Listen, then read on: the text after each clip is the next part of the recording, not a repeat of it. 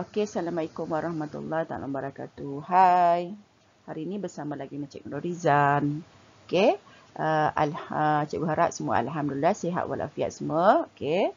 Berada bersama family. Okey, so jaga SOP seperti biasa. Untuk hari ini cikgu akan cover bab last ya untuk tingkatan 5, topik 5 di bawah tajuk kimia konsumer dan industri. Okey ya.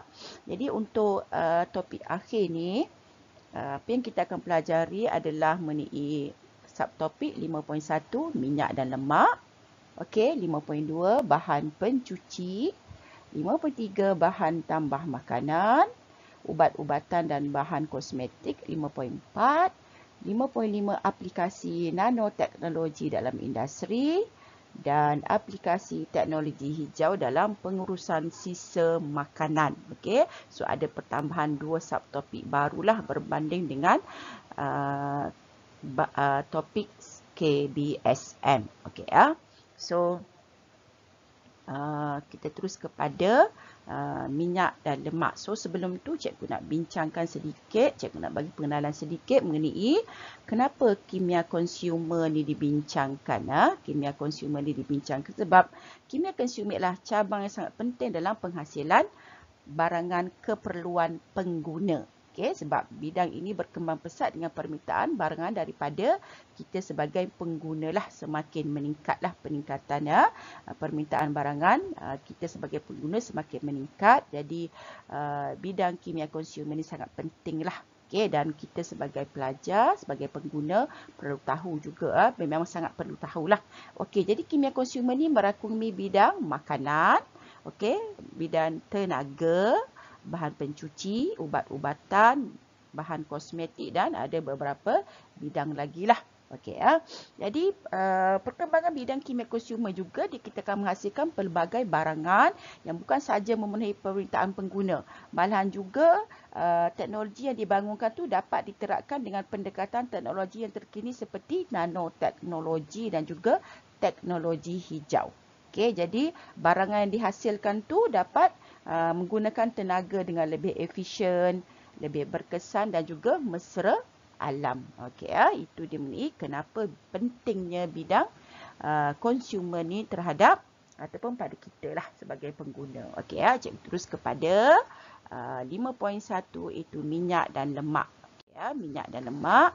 Jadi untuk hari ini apa standard pembelajaran? Yang pertama, pelajar boleh membanding bezakan minyak dan lemak. Okey, boleh membanding bezakan minyak dan lemak. Okey, maksudnya apa persamaan ada ataupun apa perbezaan. Okey, yang kedua menerangkan proses pertukaran lemak tak tepu kepada lemak tepu dan akhir sekali mewajarkan penggunaan minyak dan lemak dalam kehidupan seharian kita.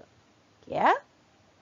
So, teruskan kepada apakah yang kita kena masukkan dengan lemak dengan minyak ni. Semua tahu kan betapa pentingnya lemak dan minyak ni dalam keperluan diet manusia. Di mana kita tahu bahawa minyak dan lemak ni dia memberikan tenaga, penebat suhu dan juga membantu penyerapan vitamin-vitamin utama seperti vitamin A, vitamin D, vitamin E dan vitamin K. Adik ya, vitamin adik. Okey. So, kita terus kepada apa yang dimaksudkan dengan minyak dan lemak. Okey, ini maksud dia lah. So, minyak dan lemak merupakan sejenis ester ya. Okey, dan kamu dah belajar sebelum ni ester, kita dah belajar dalam sebatian karbon. Okey, jadi lemak dan minyak merupakan dia di bawah siri homolog ester. Okey, di bawah siri homolog ester yang mana dihasilkan melalui tindak balas antara asid lemak dan glycerol. Okey, glycerol di mana nama IUPAC-nya adalah propan 1,2,3 triol. Itu nama IUPAC untuk glycerol. Okey, so macam biasa ester dihasilkan daripada tindak balas asid karboksilik dengan alkohol kan. Kita belajar dalam sebatian karbon sebelum inilah. Tetapi untuk minyak dan lemak dia masih lagi di bawah siri homolog ester tapi dia menggunakan asid lemak daripada asid karboksilik lah. Dan glycerol iaitu propan 1,2,3 triol daripada kumpulan alkohol. Okey, asid lemak ni daripada asid karboksilik. Okey. So ingat balik yang kita belajar dalam tajuk sebatian karbon bab 2. Okey ya. Bab 2 kita lah. Okey, terus kepada lemak dan minyak. Okey. Biasanya lemak dan minyak ni biasanya kita jumpa ataupun lemak ni ditemui dalam keadaan pepejal, bentuk dia dalam keadaan pepejal pada suhu bilik lah. Dan manakala minyak biasanya kita jumpa dalam bentuk cecair. Minyak dalam keadaan cecair kita panggil dia lemak dalam keadaan cecair kita namakan dia minyak. Lemak dalam keadaan pepejal kita panggil dia lemak lah. Okey, dan lemak tadi biasanya dijumpai dalam daging dan juga mentega. Manakala minyak biasanya kita perolehi kebanyakannya daripada pelbagai jenis minyak kita peroleh pada tumbuh-tumbuhan seperti minyak kelapa sawit, minyak soya, minyak kelapa, minyak kacang dan sebagainya lah. Okey ya. Itu antara maksud minyak lemak dan macam mana kita temu minyak dan kita temui minyak dan lemak ini. Okey, dan apa keadaannya pada suhu bilik. Okey ya. Terus kepada minyak dan lemak. Okey, terus kepada tindak balas. Okey, tindak balas pengesteran untuk membentuk lemak. Okey, memanglah kita dah belajarkan sebelum ni pengesteran tindak balas antara dalam bab 2 kita dah belajar sebatian karbon, pengesteran itu tindak balas antara asid karboksilik dengan karboksilik dan juga alkohol. Okey, untuk menghasilkan ester. So sama juga dalam penghasilan lemak sebab lemak dan minyak ni adalah sejenis ester juga. Jadi penghasilannya adalah samalah melalui tindak balas pengesteran. Cuma asid karboksilik yang digunakan adalah dia menggunakan asid lemak. Okey, asid lemak ya. Okey. Tukar pen asid lemak. So daripada siri homolog asid karboksilik, manakala glycerol daripada siri homolog alkohol. Okey ya. So macam mana tindak balas ni berlaku? Sama juga. Okey, sama juga sebelum ni kita belajar bab 2 proses yang berlaku sama juga di mana tindak balas penghasilan ni kita namakan tindak balas pengesteran. Sama je proses dia. Okey. So kalau kita nak buatkan macam mana lemak ni terhasil, so tengok kat sini. Kamu ambil daripada sini, okey, kamu ambil daripada sini. Kan kita ingat dalam tindak balas pengesteran, kalau cikgu buat contoh ya, cikgu nak remind balik kamu mengenai tindak balas penghasilan ester dalam tajuk bab 2 kan. Kita contoh kita gunakan alkohol C2H5OH reaktkan dengan asid ethanoik. Okey, JoC-H3COO Okey, hasil dia macam mana kamu buat? Kita ambil asid karboksilik ni kan. Jadi CH3CO. Okey, CH3CO. Okey, kita keluarkan H ni. Okey, jadi C2. Okey, ambil O ni, sambung balik C2H5 tambah dengan H2O kan. So nama proses dia pun sama. Okey, so kita akan dapat inilah kita namakan siri homolog ester kan. Okey, so sama juga proses dia. So kita ambil kat sini sampai kita dia punya keluarkan ni punya ni. Okey, salin balik kat sini tengok ni, sama je. Ini yang C yang sini, ini C yang sini. Okey, ni O yang sini, O yang sini. Okey. So kemudian kita keluarkan, ini dah akan menghasilkan air lah.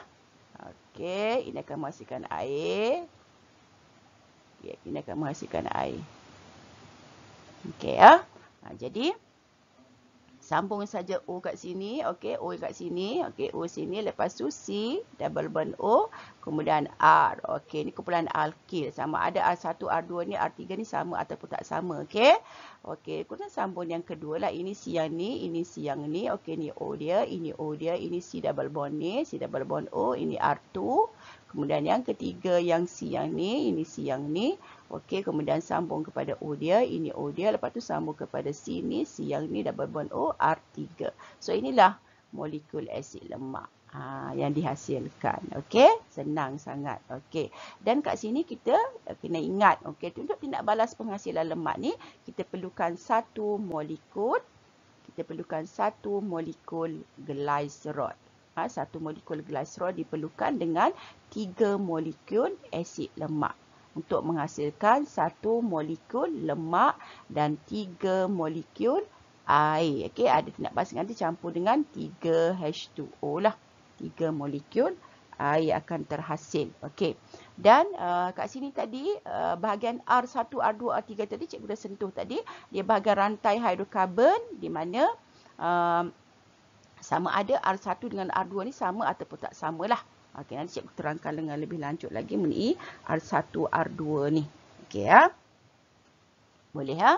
Okey, next pergi kepada contoh asid lemak yang kita gunakan sebagai tindak balas dalam penghasilan lemak. Ini asid lemak ni, okey, sama ada asid palmitik, okey, asid stearik dan juga asid linolik. Okey.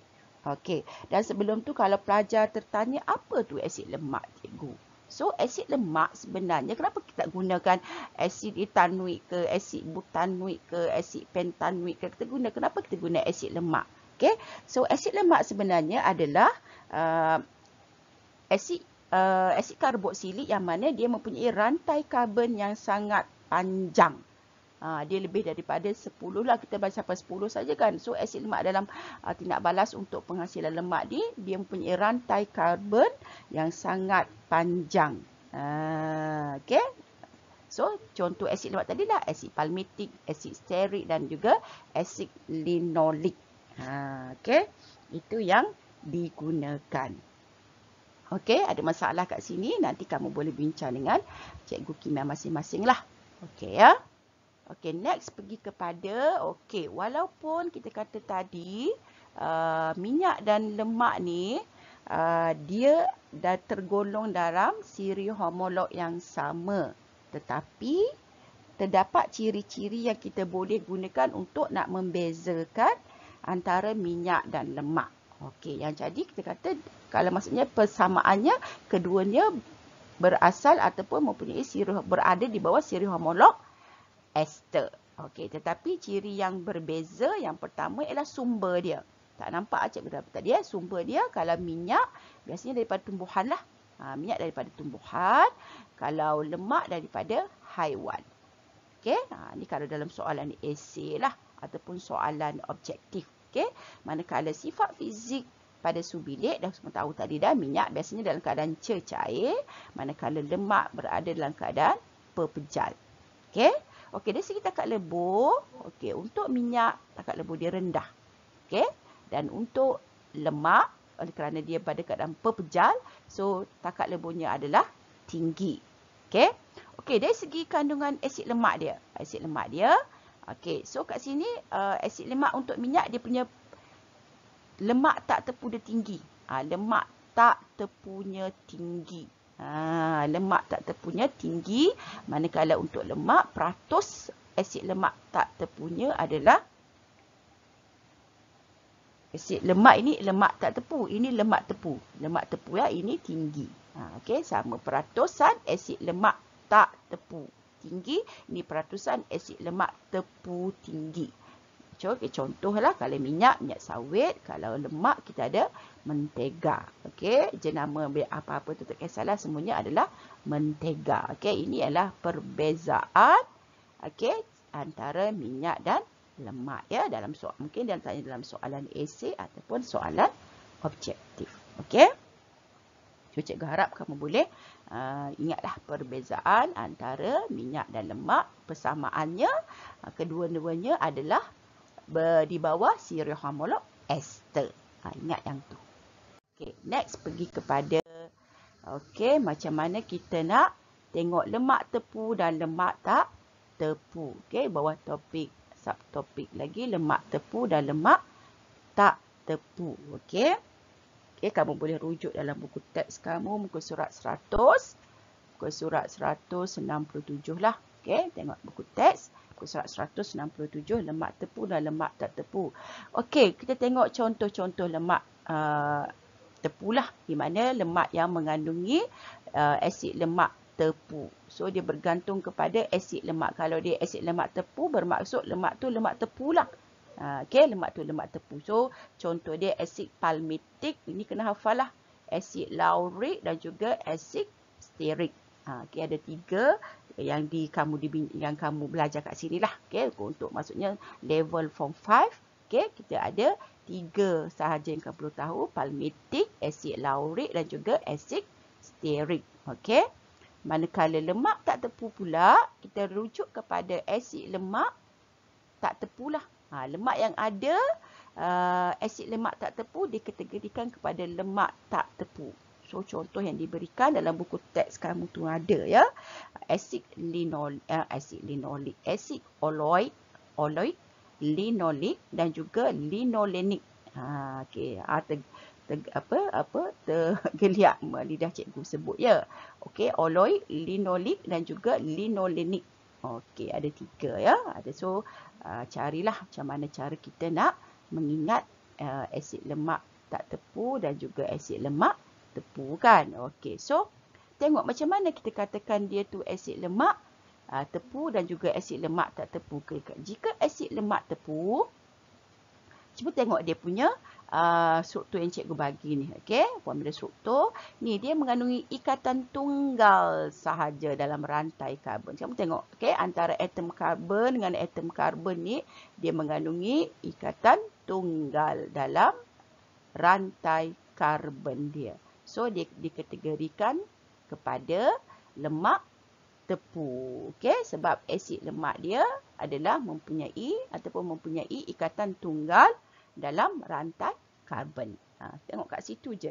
Just kita cek ikatan yang terbentuk antara atom karbon dengan atom karbon. Kalau nampak dia tunggal, bermaksud dia dikategorikan sebagai di bawah lemak tepu lah.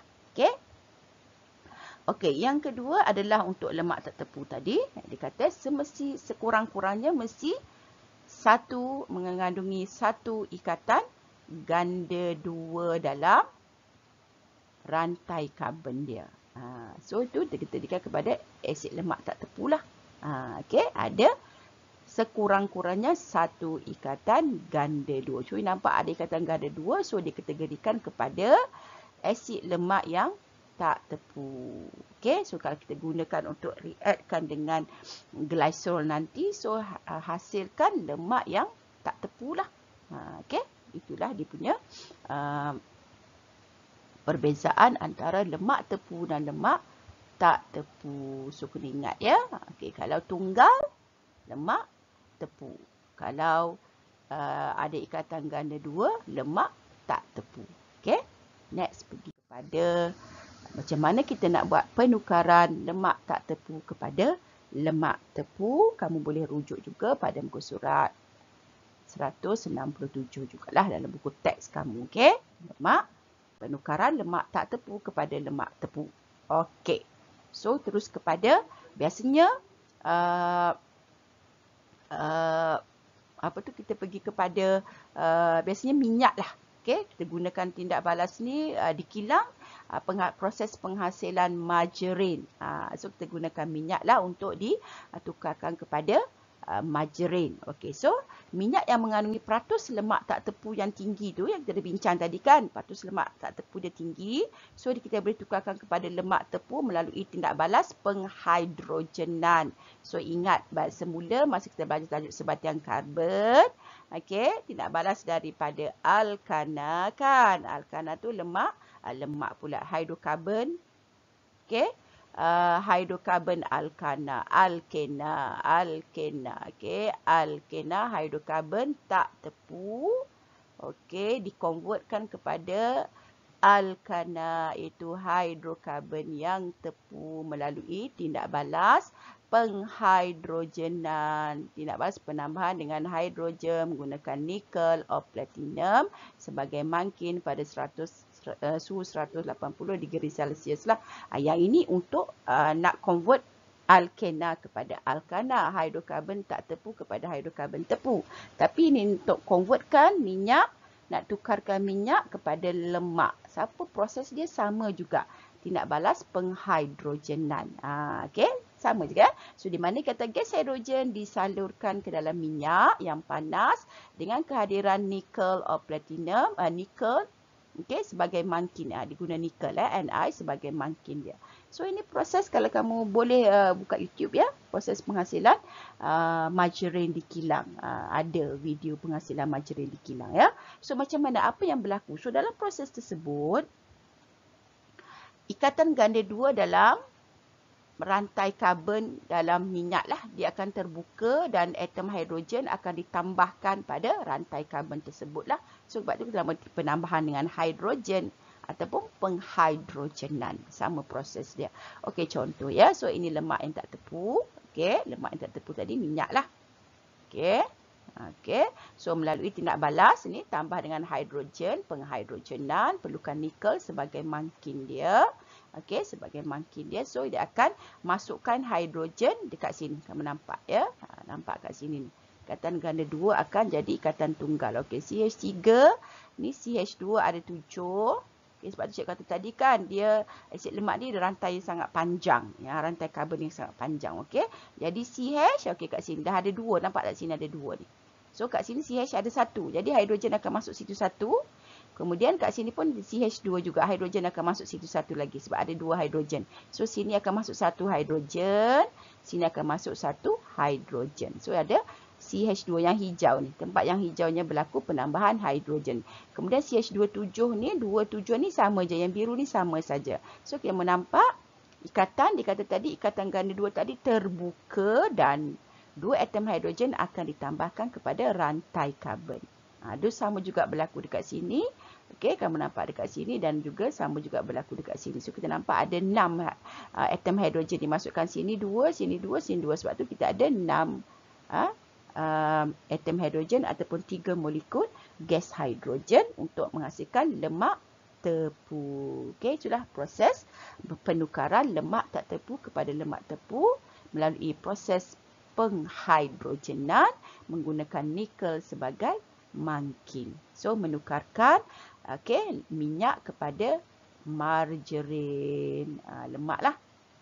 Okey, so kita boleh tengok ya macam mana proses tindak balas tu boleh berlaku.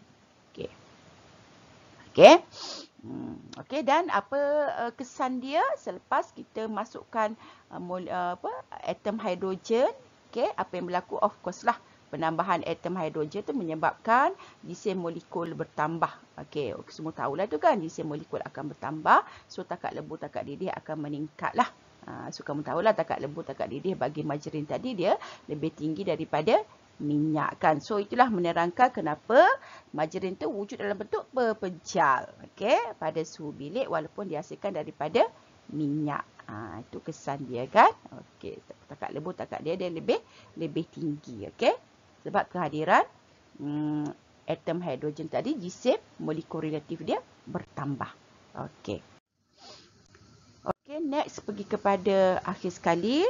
Okey, penggunaan minyak dan lemak dalam kehidupan harian kita. So memang sangat penting lah ya. Okey, ini biasanya dalam soalan objektif lah. Kamu boleh rujuk dekat muka surat 198 lah. Okey, so kitab paling penting kita adalah buku teks kamu. Okey, kamu tengok dalam buku teks tu diterangkan memang minyak dan lemak ni memang penggunaan sangat meluas dah dalam kehidupan harian kita. Memang sangat-sangat penting minyak dan lemak ni. Okey, macam cikgu bincang tadilah. Okey, dia dia memberikan sumber nutrisi kepada kita lah, membekalkan tenaga. Okey, sebab tu perlukan lemak juga. Okey, membantu tubuh dalam menyerap, cikgu sebut tadi, vitamin A-D, A-D-A-K. So ingatlah vitamin A-D ya, membekalkan tenaga. Memanglah perlukan lemak ya untuk bekalkan tenaga, dan juga dia membantu nak menyerap vitamin penting seperti vitamin A-D. Itu kegunaan lemak dan minyak. So buat kita okey, wajib. Wajib cikgu kata perlu ada lemak dengan minyak lah. Perlu ambil lah ya. Okey. Kemudian yang kedua juga, okey, selain daripada tu, okey, dia juga adalah sebagai sumber bahan api bayu. Okey, kamu boleh Google tahu cikgu. Google banyak sangat penggunaan minyak lemak ni sebagai bahan api bio. Okey, sebagai untuk biodiesel penggunaan kenderaan dan juga enjin diesel dalam oleh kenderaan yang menggunakan enjin diesel. So dia gunakan minyak ataupun lemak untuk memproses menghasilkan biodiesel lah dalam penggunaan enjin kenderaan, enjin diesel. Okey, so boleh baca dan banyak kamu boleh Google mengenai biodiesel ni, macam-macam sumber yang digunakan. Okey. Kemudian yang ketiga juga bahan dan penjagaan diri, of course lah kan. Okey, minyak lemak dalam penghasilan sabun. Sabun diguna minyak ataupun lemak. Okey. Di mana penjagaan kelembapan kulit, okey, penggunaan minyak, okey, dalam penghasilan dia lah. Memang kita perlukan penghasilan bahan penjagaan diri, lotion apa kan, sabun, memang perlukan minyak dan lemak dalam penghasilan tersebut lah. Okey, kemudian yang keempat adalah penghasilan makanan haiwan, bukan sumber nutrisi cikgu salah. Okey, makanan haiwan. Okey. Okey, dalam penghasilan makanan haiwan lah untuk melengkapkan keperluan nutrisi untuk haiwan. Okey, inilah sebahagian cikgu sebut sebahagian daripada kegunaan minyak dan lemak dalam kehidupan harian kita. Okey, walau bagaimanapun walau bagaimanapun ada dia punya, ini kebaikan dia lah, ada punya keburukan lemak dan minyak ni jika diambil secara berlebihan. Okey, menyumbang kepada masalah jantung, semua tahulah kan, dan juga ketinggalan masalah berat badan ataupun obesiti. Okey, salah satunya kalau kita ambil pengambilan lemak secara berlebihan, okey, dalam pemakanan kita, dia akan menyumbang kepada masalah jantung dan juga masalah berat badan ataupun obesiti, obes. Okey, itulah keburukan berlebihan, kena berlebihan. Okey, dan satu lagi risiko arteriosklerosis ataupun pengerasan arteri. Jadi arteri ni salur darah kita lah akan jadi keras. Okey, okey, menyebabkan pengerasan tu berlaku lebih tinggilah, dia cepat keras lah maksudnya sekira lemak dan minyak tu diambil berlebihan, terutamanya lemak yang mana bersumberkan daripada haiwan ataupun lemak yang tak tepu. Jadi bahaya kita ambil lemak yang berlebihan. Okey, so kita dah habis untuk subtopik 5.1 mengenai lemak dan minyak. Jadi cikgu berhenti kat sini. So selamat bertutorial dengan cikgu-cikgu kimia kamu. Okey, bye. Assalamualaikum.